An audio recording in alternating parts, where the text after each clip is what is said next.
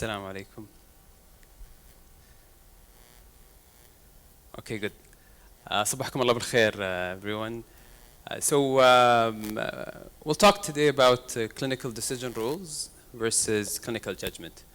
When Yasser first asked me to talk about this, he told me that he wanted me to talk about clinical decision rules, and I thought that's going to be straightforward. We're going to bring some clinical decision rules, do some teaching around these, and that'll be it. But then I quickly realized he didn't want that. He asked the meta question. Are decision rules good to start with? Are they better than clinical judgment? This might seem like an easy question, but at the time I forgot that a straightforward or a simple question is not always an easy question. So the answer is a bit complicated. What we'll do is we'll go through some things about clinical decision rules, how they're made, what's a good decision rule, what's not. And then we'll do the same for clinical judgment. And then we'll try to put them together to get a final answer. Is the voice okay for everyone in the back? Yeah, tamam. All right, so clinical decision rules are a way to automate decision making, right?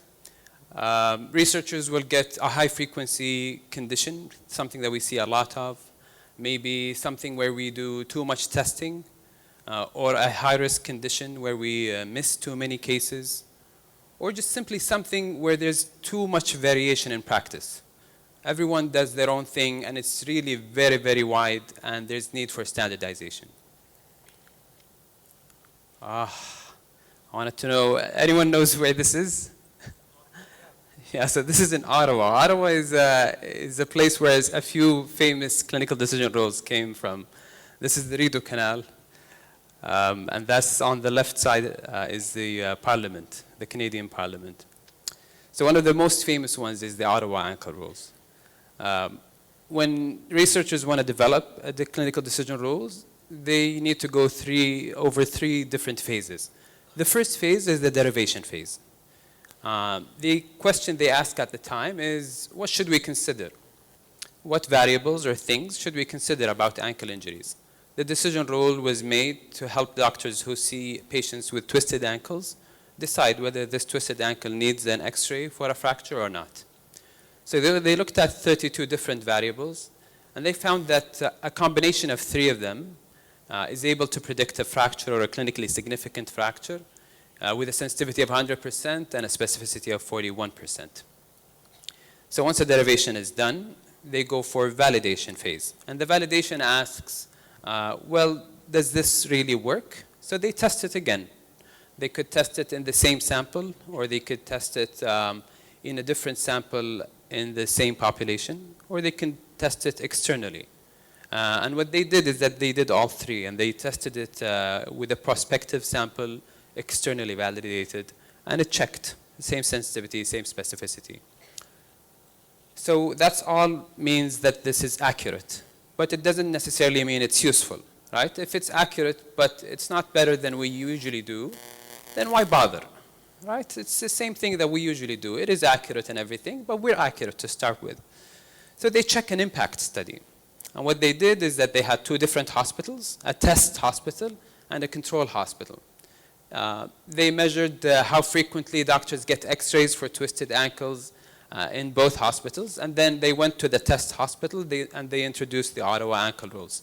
They taught the doctors there how to use it, they told everyone how to use it, they had flyers everywhere, and then they measured after a while to see if X-ray requests have been changed and whether maybe there are more misses of fractures.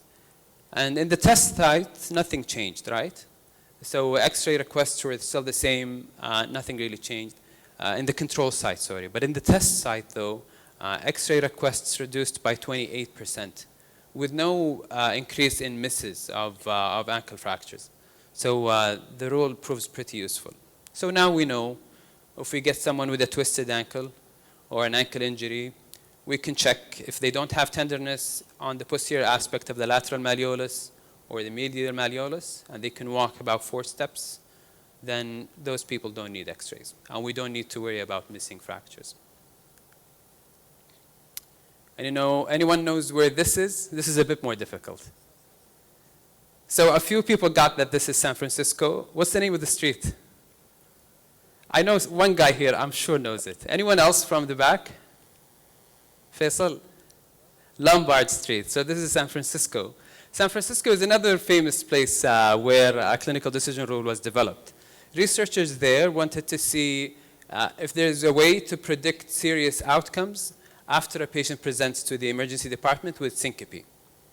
Right, it's a good thing to work up because syncope is a high-risk condition, and it's not easy to tell if it's going to end up with a serious outcome or not. So what they did is the same thing. They did a derivation study. They looked at 50 different variables, and they found a combination of 5 of them. If all 5 were absent, they were able to predict that this patient will not have a serious outcome with a sensitivity of 96%. The reason they did this is they wanted to decide, to be able to help clinicians decide who should be admitted with syncope and who shouldn't. They did a validation study. It was prospective, but in the same center, and it produced the same results. They didn't do an impact study, but they checked impact analysis. What if the doctors in those studies used the syncope rules instead of what they usually do? And what they found is that this would have led to a reduction of 10% in admissions. I'm just going to wait for this to come up. What happened afterwards is that the clinical decision rule was externally validated. So they did the same thing, but in Canada, and they found that the sensitivity was less than the original study by a big margin. It was 87%. One of the reasons this could have happened is that when a derivation study is done, it's a statistical model, right? And the statistical model just tells you whatever works for that sample or that population. Whatever confounding factors are there in patients with syncope in San Francisco, it didn't really understand. If it's maybe a drug that's common in San Francisco that did something, or a comorbidity or chronic condition that was common there, the statistical model does not have reasoning, right? It just fits whatever statistics that work for that sample. And that's why external validation is important, because it throws away these things. It changes up things. If these variables have to do with syncope, it should work, just like the ankle rules, right? Trialed everywhere, it still works. But if maybe it's mixed and has to do with other stuff, then it won't. And in this case, it really didn't. Another important thing is that the admission rates, if it was applied in Canada, would have increased by 57%. The practice in Canada is very different than the States, right? The States are very defensive, and they worry about litigation, and they usually admit a lot of patients just out of fear of missing something. The Canadians don't do the same. And what they found that this rule would have increased admissions without increasing safety. So they wouldn't have captured more people if they have used it. So the bottom line here is that clinical decision rules are not made equal. They're not the same. They're not one thing. Some of them are good, some of them are bad. I have a couple of good papers that you could use as guides to know if a clinical decision rule is good or not.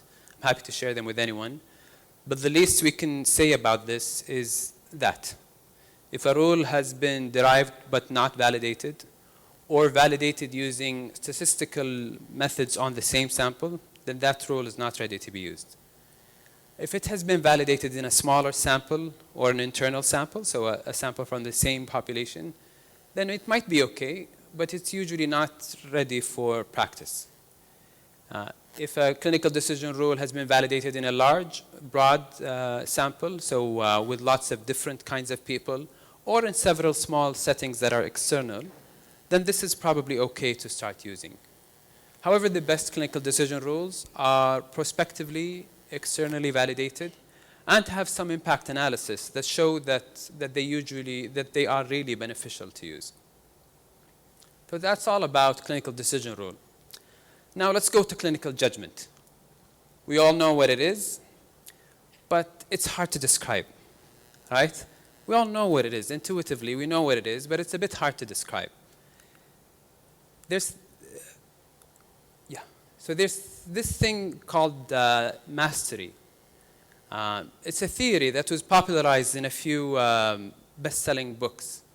And the theory goes that if you spend 10,000 hours of deliberate practice in a domain or a skill, that you'd become a master in that domain or skill.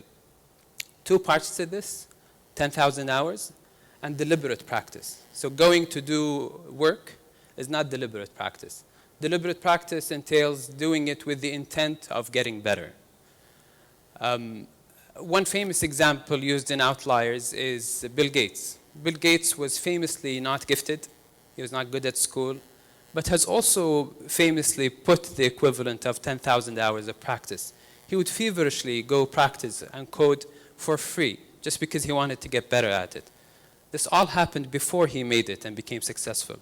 Another example was Mozart, the composer. The idea of mastery was further explored in another popular best-selling book. And this time it was about someone who's called John Gottman. Gottman is a psychologist and a researcher in marital relationships. He had a famous series of studies where he was shown a normal conversation between married couples for an hour. And then he was asked to predict whether the couple will continue to be married in 15 years or not. Gottman was able to predict whether the couple will successfully continue to be married with 90% accuracy. The surprising thing, though, is that when Gottman was shown 15 minutes of normal conversation between married couples, he was still able to predict whether they'll be married in 15 years with the same accuracy. What's even more surprising is that when he was shown 3 minutes only of normal conversation, he was still able to predict with high accuracy whether the couple will continue to be married in 15 years or not. Gottman is a master in his domain, and this is called thin slicing. We all do it. Think about when you have a first impression about someone. We all do it all the time. In a few seconds, we make judgments, snap judgments, but they're not necessarily very good. Masters, though, are really masters at this. And there's a reason a good clinician wants to go and eyeball a patient. There's just so much that could be learned from what seems like so little information. And perhaps that's why when you go to look at clinical judgment in the medical literature, you often find that it's not called clinical judgment. A lot of time the word Gestalt is used. Gestalt in common English is like a hunch or a gut feeling. But if you look at the dictionary, Gestalt is an organized whole that is perceived as more than the sum of its parts. And it all makes sense. Clinical judgment is not just knowledge, a lot of knowledge. It's more than that. However, the greatest mistake we can make is thinking that we don't make mistakes. There are just so many ways we can make mistakes. And the emergency department is a decision-dense environment. A lot of cognitive errors can happen. And despite what a lot of people in the general public think, if you're good or if you're careful, that's not usually good enough to stop an error from happening. All right? A lot of us know this. Errors will happen.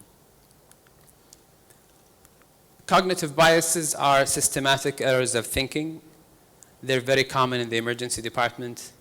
They lead to deviations from rational thinking, and they're usually imperceptible, at least not for the person who's doing the cognitive load, who's thinking.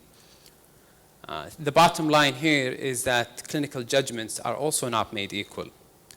Someone's clinical judgment is not like another person's clinical judgment, and my own clinical judgment is different. Maybe I'm clear and happy and had a good night's sleep, so I'm pretty good today. On another day when I'm hungry and I'm tired and I just had an argument with someone, my clinical judgment just won't be the same. There's a few studies that compared clinical judgment versus clinical decision rules. The first one up there is a 2015 systematic review. They had 31 papers. The way the results were reported in this one was a bit weird, but the bottom line is that clinical decision rules in those 31 studies were never better than clinical judgment.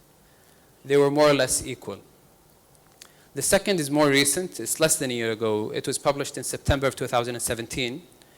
And in this one, there were 26 studies. 2 of them favored clinical decision rules. 6 favored clinical judgment, and the rest were inconclusive. And if you're still thinking about the 10,000 hours, by the way, That calculates to about 7 to 8 years of emergency medical practice. So think about it this way. So where do we stand? Well, all is not lost. Right? A failed clinical decision rule or an unsuccessful clinical decision rule is still pretty good research. We might not be able to use the San Francisco rules to discharge people or admit people, but research into clinical findings of disease are rare, right? A lot of the studies are about drugs, expensive drugs or tests, but we can learn a lot from these. What factors associated with syncope are predictive of poor outcome. We might not decide to admit or discharge based on it, but at least it will inform us. My point here is I think that we should not think about clinical decision rules. Instead, we should think about clinical decision aids. And in reality, just like in life, when we're confronted with a situation where we think we have to do one thing or have to do another, there's usually a way to do them both. There's absolutely no reason for us to use clinical judgment and clinical decision rules. If we're not comfortable with our judgment, maybe because it's a difficult case or you're having a bad day or you don't have enough experience, a clinical decision rule is your friend. It's going to help you make the right decision. If you're someone who's experienced, like the front rows here, and you're comfortable with your judgment, you can use the clinical decision rule as a check. Cognitive biases are hidden for us. So if you decide something and the clinical decision rule supports your decision, that's fine. You can go ahead and do it with comfort. If you decide on something and you're comfortable and then you find that the decision rule says the opposite, then maybe that's a check for you to take a step back and think about your own thinking. Are you falling for a cognitive bias? Is there something you're missing here? You don't have to do what the decision rule says as a senior, maybe clinician, but it's good to use as an aid. That's all I have to say. Thank you so much.